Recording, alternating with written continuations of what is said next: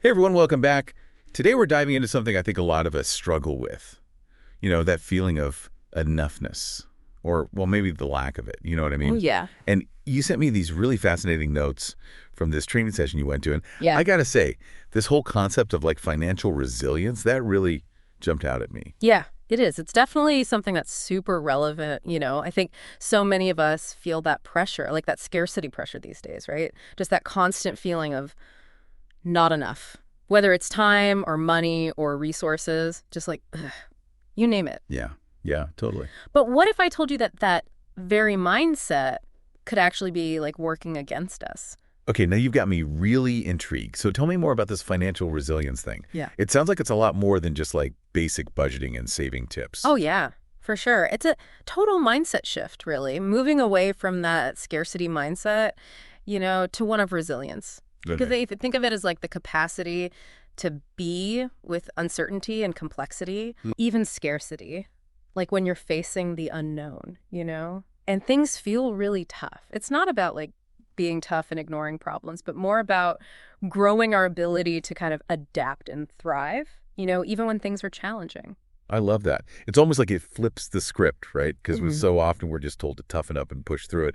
But this is more about building that inner strength Right. to face whatever comes our way. Yeah. Now, in the notes, you mentioned a triangle framework. Could you kind of Yes. break that down for us a little bit? Yeah, so the training presents this idea of like a triangle Okay. with these three qualities: gratitude, receptivity, and generosity. Hmm. And these qualities then kind of fuel these three inner principles? So it's like sufficiency, the capacity to contribute, and then what they call the believer. Okay. And it's really fascinating to see how these elements are all like interconnected. Yeah, like a recipe for resilience almost. You need all the ingredients, right? Exactly. Exactly. Like gratitude fuels receptivity, right? And that allows us to be open to receiving support and abundance. Okay. And then when we feel abundant, we're more likely to be generous, Yeah. which then creates this really like positive cycle. I love that. Okay, let's dig a little deeper into this idea of sufficiency Okay. because it seems like it goes beyond just having, enough money in the bank. Oh, definitely. Yeah. Sufficiency is more about that deep down feeling, like being, doing, and having enough, regardless of your external Hmm. circumstances. It's about recognizing and appreciating the abundance that's already present in your life. Now, it's interesting because you mentioned they did a poll in this training, Right. and over a third of the people there, Mm. they said that they had like recently thought or even said out loud, I don't have enough time, Yeah. or they just felt totally overwhelmed. Yeah. It seems like that scarcity mindset is so ingrained in us. It's true. It's almost like our default reaction. It is. And the tricky thing is that when we operate from that place of scarcity, it can really drain our energy. It can like cloud our judgment. It can limit our creativity. It can even impact our physical health. Yeah, it's true. It's almost like trying to run a marathon on an empty stomach. Yeah. You might start strong, but you're going to hit that wall. Exactly. Yeah, perfect analogy. And that's why this training really emphasizes shifting out of that scarcity mindset and into a state of sufficiency. And they actually offer some really practical tools to help us do that. Okay, now you're speaking my language. I love practical tools. Yeah. So tell me more about these techniques. Like, how can we actually make that shift? Yeah, so some of these tools are like so simple but really effective. Okay, Like there's this technique, they call it the shoulder shrug, interesting. where you just like you tense up your shoulders and you release them, and it helps to kind of reset your nervous system. Hmm. It's amazing how such a simple movement can like create a sense of calm. Yeah, I've definitely heard of different grounding techniques before, but this one seems so easy. Like you could do it literally anywhere, Right, anytime. exactly. What else do they recommend? Another one is called orienting. And that one is basically you just look around your environment. Good. You kind of take in all the sights and the sounds and the sensations. Yeah. And that helps to kind of ground you in the present moment and shift your focus away from all those like anxious, scarcity-driven thoughts. Yeah, I can see how that would be really helpful, Yeah. especially when you're feeling super overwhelmed or scattered. It's like a little mini meditation break Wait. for your mind. Totally. Yeah. And then there's another one. It's like a guided visualization. Okay. And basically, you connect with your heart center and you kind of invite in this energy of sufficiency. Hmm. And it's a really powerful way to kind of like tap into your own inner resources and cultivate that feeling of enoughness from within. Okay. I'll be honest, I'm always a little bit skeptical of visualizations, Yeah. but I'm open to trying it, Yeah. especially if it can help me kind of combat that feeling of constantly running on empty. Yeah, I get it. But the science behind it is really cool. Okay.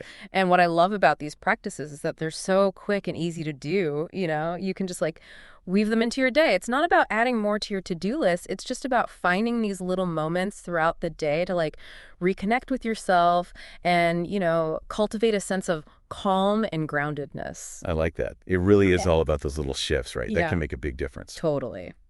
Now, speaking of shifts, the notes also mentioned expanding our definition of currency. Yes. What do they mean by that? So it's about recognizing that like money isn't the only valuable currency we have. We Yeah. all have this wealth of resources, beyond our bank accounts, like our time, our skills, knowledge, creativity, even like our love, our compassion. That's so true. It's so easy to get caught up in that, like, money equals worth mentality. Right. But we all have so much to offer. Yeah. What are some of those, like, non-monetary currencies that you value most in your life? Oh, so many. Yeah.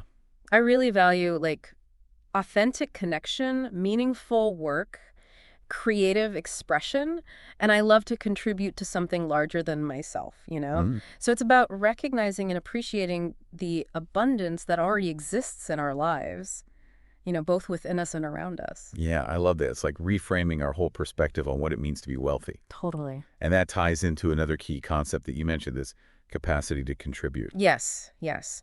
It's all about recognizing that we all have something unique and valuable to offer the world. It's not just about donating money or volunteering our time, although those are super important too. But it's also about like sharing our skills, our knowledge, our compassion, even like our sense of humor, right? Hmm. It's about just showing up authentically and contributing in ways that feel meaningful to us.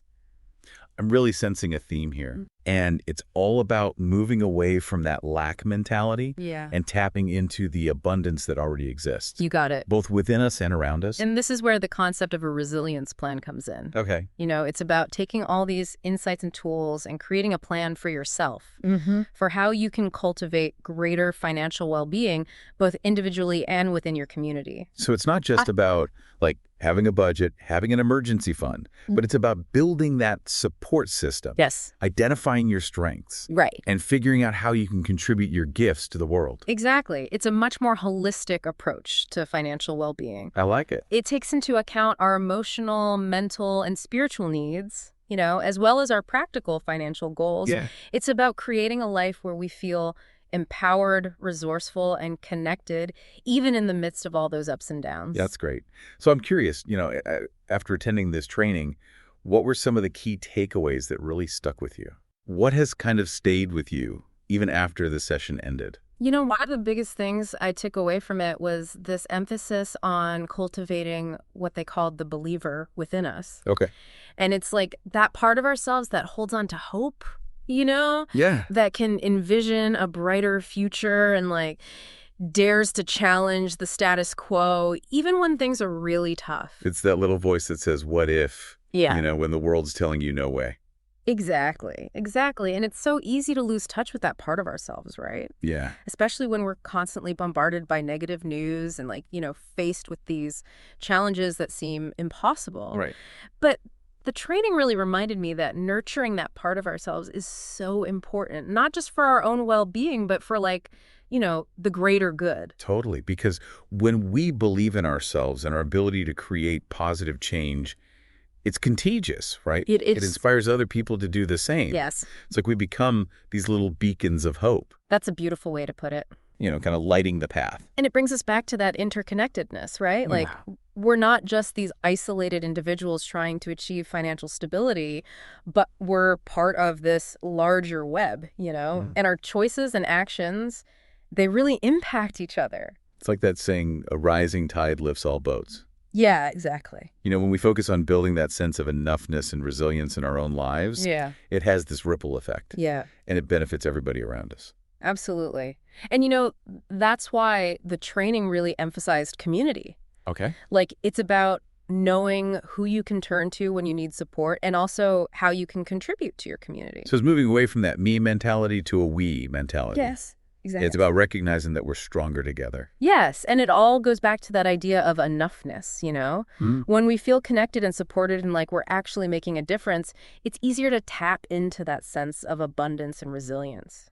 This has been such a great deep dive. It's given us so much to think about and even more, so much to actually put into practice. Yeah. So for our listeners out there, if you're feeling inspired to kind of cultivate this feeling of enough in your own life, what's one small step they can take today to get started? Ooh, that's a great question. Yeah. Um, I think one of the easiest and most powerful things you can do is practice gratitude. Okay. It doesn't have to be anything fancy. Just take a few minutes each day to think about 3 things you're grateful for. Mm-hmm. You can write them down or just kind of hold them in your mind. Yeah. The key is to really savor those feelings, let them sink in. Yeah. And over time, that simple practice can really shift your whole perspective. Really is like exercising a muscle, isn't it? Yes. The more you practice gratitude, the stronger it becomes.